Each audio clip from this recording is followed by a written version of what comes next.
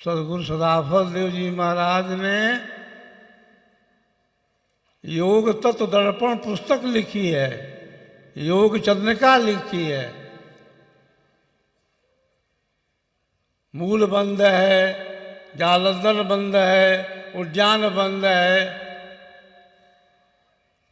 बहुत सारे योगा हैं,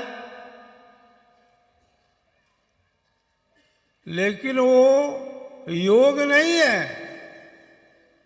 लेकिन उसकी आवश्यकता है शरीर को स्वस्थ रखने के लिए।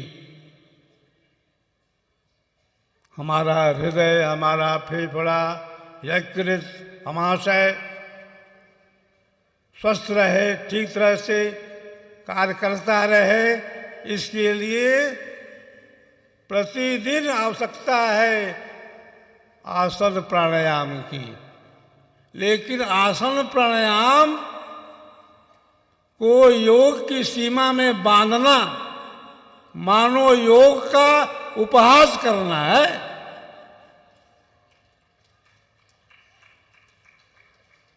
हमारे अमर सदगुरु ने क्या कहा? योगन वाणी से बने, योगन आसन साध, योगन प्राणायाम है कुंभक विविधन साध।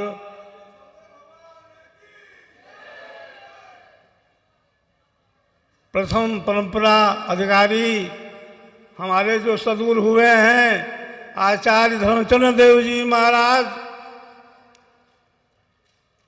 वे अपने प्रवचन में, अपने अमृत वाणी में क्या कहते थे? वे यही कहते थे कि स्वर वेद के समान आध्यात्मिक जगत में कोई पुस्तक नहीं है।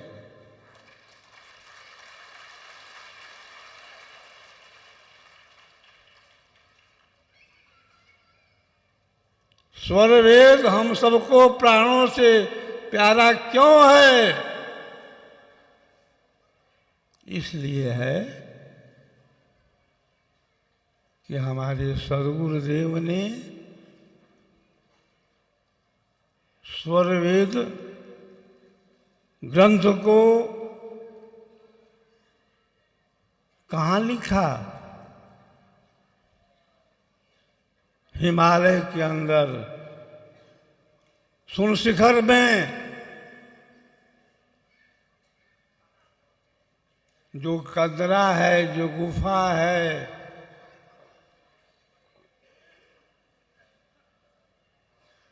उस गुफा में, उस कंदरा में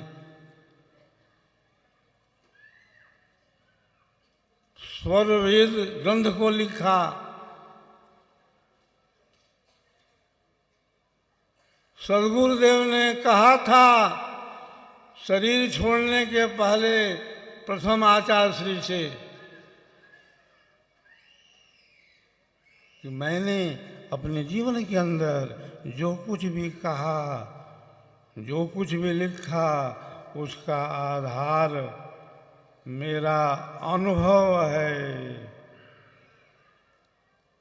मेरी साधना है। यहाँ यह लिखा है, वहाँ वह लिखा है, मैंने जीवन में कभी जाना ही नहीं। मुझे तो साधना में जो अनुभव हुआ उसी को मैं पुस्तक रूप दे दिया।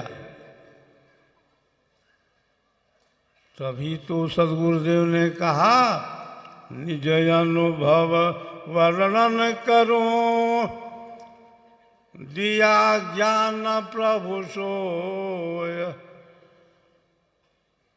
तेरा है तुझ में रहे, करत समर्पण सोय। तो स्वर वेद क्या है?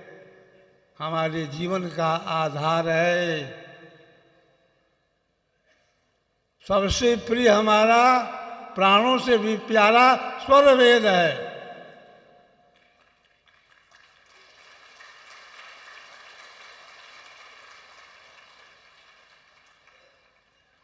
वो बराहा वाराणसी में जो स्वर वेद महामंदिर बन रहा है,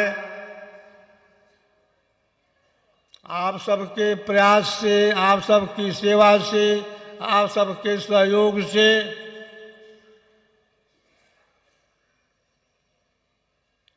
दिनों दिन अग्रसर हो रहा है। आज स्वर वेद मंदिर एक दिव्य रूप ले लिया है, भव्य रूप ले लिया है।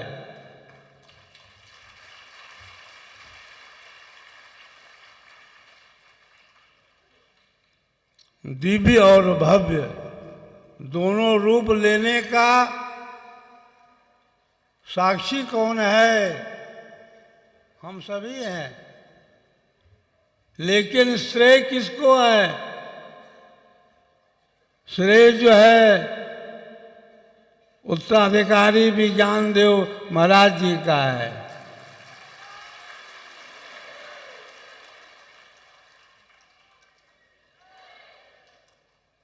जो स्वर वेद महामंदिर निर्माण कार्य के लिए अनवरत परिश्रम किए, चाहे भादों की अंधेरी हो, चाहे जेठ की दोपहरी हो, हमेशा स्वर वेद निर्माण कार्य में लगे रहे।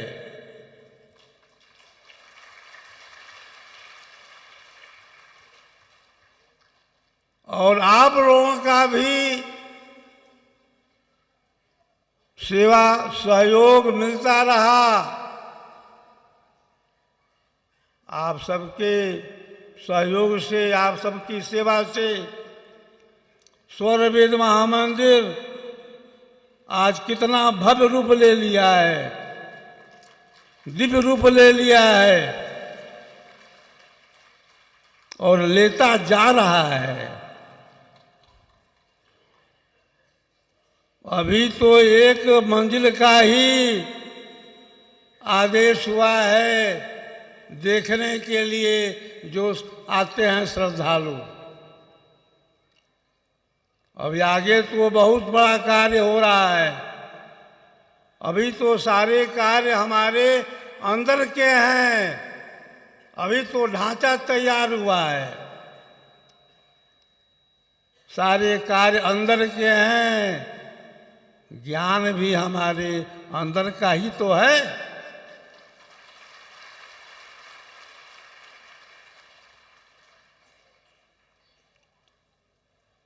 स्वर वेद निर्माण का कार्य 20 वर्षों से चल रहा है। 20 से ही ज्यादा हो गए। और स्वर वेद महामंदिर एक बार जो देख लेता है वो कभी भूल नहीं पाता।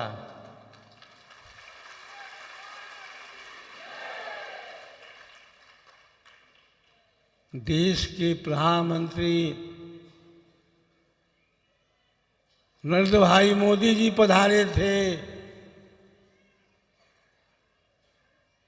क्या कहे थे कि मैं तो मंत्र मुग्ध हो गया हूं।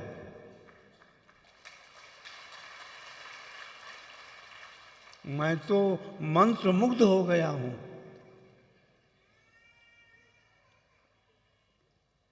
एक राधा स्वामी मठ के बड़े गुरु पहुंचे थे प्रधानमंत्री महोदय जी से मिलने। तो बातों हुई बात में उन्होंने कहा कि मैं अब यहाँ से जाऊंगा काशी विश्वनाथ धाम। तो हमारे प्रधानमंत्री महोदय जी क्या बोले उससे कि देखो, काशी विश्वनाथ धाम तो तुम जाना ही, लेकिन स्वर वेद मंदिर जाना भी। स्वर वेद मंदिर नहीं भूलना।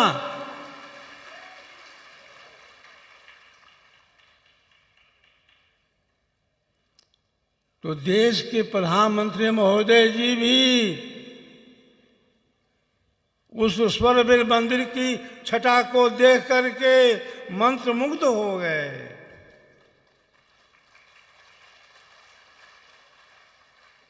बहुत से लोग हमसे कहे कि प्रधानमंत्री जी जहाँ एक बार जाते हैं दोबारा नहीं जाते हैं, लेकिन आपके यहाँ तो दो दो बार आ गए।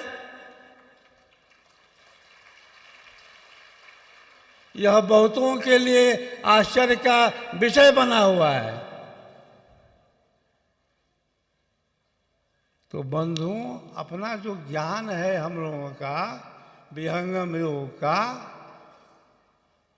इस ज्ञान का आधार जड़ नहीं है, यहाँ अंधकार नहीं है, अंधभक्ति नहीं है। यह तो साधना वैज्ञानिक है, विज्ञान सम्मत है, विज्ञान से जुड़ा हुआ है। हम साधना करते हैं और हमें अनुभूतियां भी होना शुरू हो जाती हैं।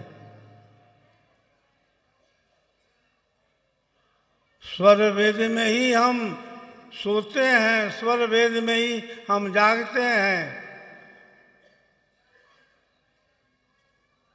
स्वर वेद के अंदर सारे ज्ञान विज्ञान छिपे हुए हैं। स्वर वेद के दोहे हमारे हृदय को चोट करते हैं, हमारी सोई हुई शक्ति को जगाते हैं, हमारे रोंगटे खड़े हो जाते हैं। हम अपने अंतस्तर में प्रवेश करने के अधिकारी बन जाते हैं।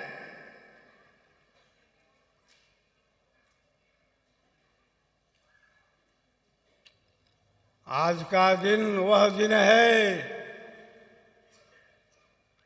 जिस दिन भूमंडल के आध्यात्मिक सूर्य का अस्त हुआ।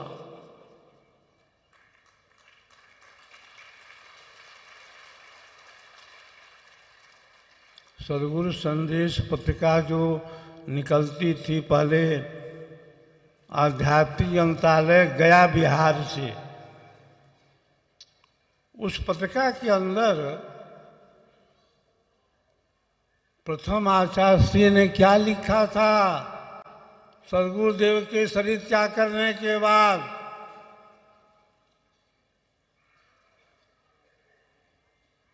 कि आज माघ सुदी नवमी गुरुवार के दिन महाकुंभ के अवसर पर भूमंडल के आध्यात्मिक सूर्य का अस्त हो गया।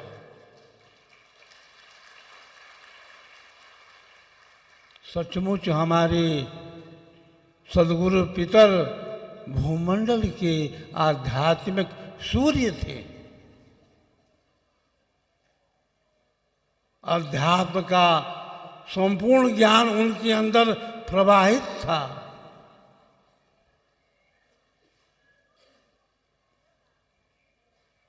हमारे परम आराध्य इष्ट सदगुरु कितने साधकों की साधना में अनुभव कराया, कितनों का बंद द्वार कपाट खोल दिया,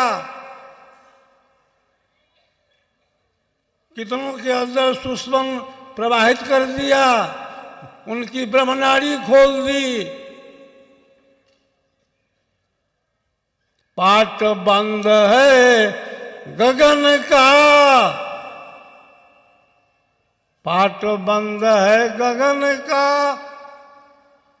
तो पाठ, जब तक पाठ बंद है, खुले अधर किवाड़ जब, खुले अधर किवाड़ जब, अंट मिटे अधियार। सदगुरु वही है जो हमारे बंद कपाट को खोल देता है, हमारी सोई हुई शक्ति को जगा देता है, हमें अर्ध से ऊर्ध्व कर देता है।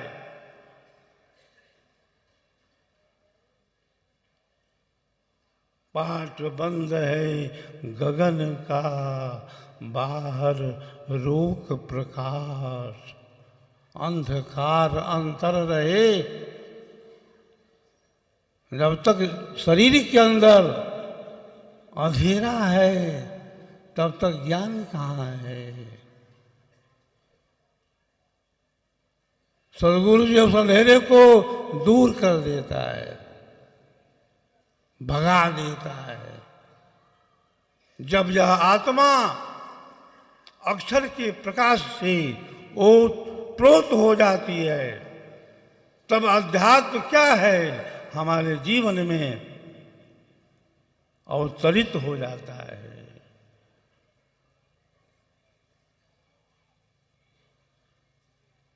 तो अध्यात्म को हम आसन प्राणायाम की सीमा में नहीं बांध सकते। अध्यात्म कोई डांस नहीं है, नृत्य नहीं है, संगीत नहीं है। अध्यात्म तो अध्यात्म है, जो आत्मा के परे है, आत्मा के विषय में है, वह अध्यात्म है। आज आत्मा की बात कौन करता है? सभी बात करते हैं मन की, बुद्धि की, वाणी की, इंद्रियों की, शरीर की, संसार की, भौतिक जगत की, मकान की, दुकान की, सर्विस की, व्यापार की। आत्मा की खोज कौन करता है? आत्मा के विषय में कौन सोचता है?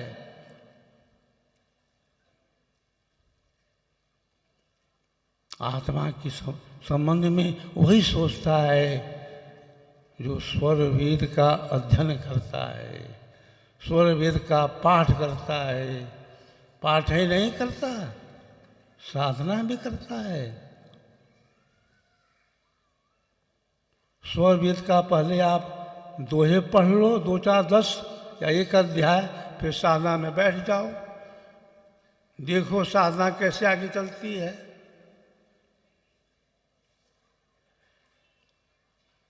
साधना में आगे बढ़ने के लिए स्वर वेद के दोहे बड़े उपयोगी होते हैं।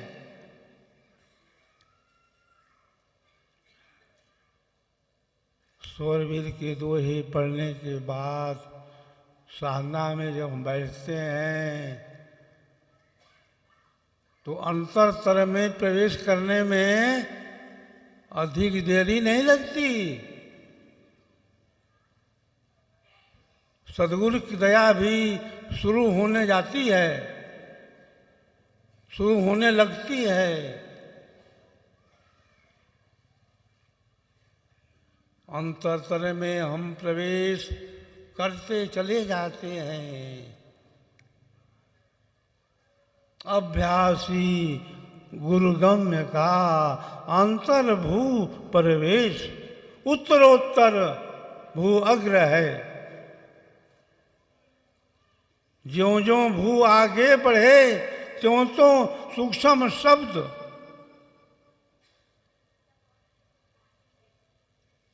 तो साधना में निरंतर बढ़ना है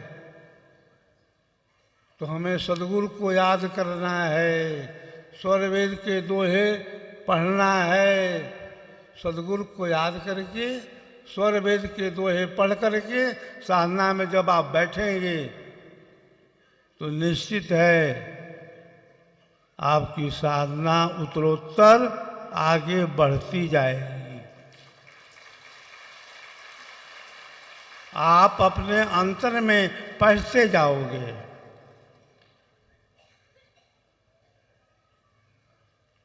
सदगुरु सदाफल देव जी महाराज कहते थे कि मैं इस आध्यात्मिक धन को बहुत परिश्रम से, बहुत तपस्या से 17 वर्षों की कठोर साधना के पश्चात अनुभव में पाया।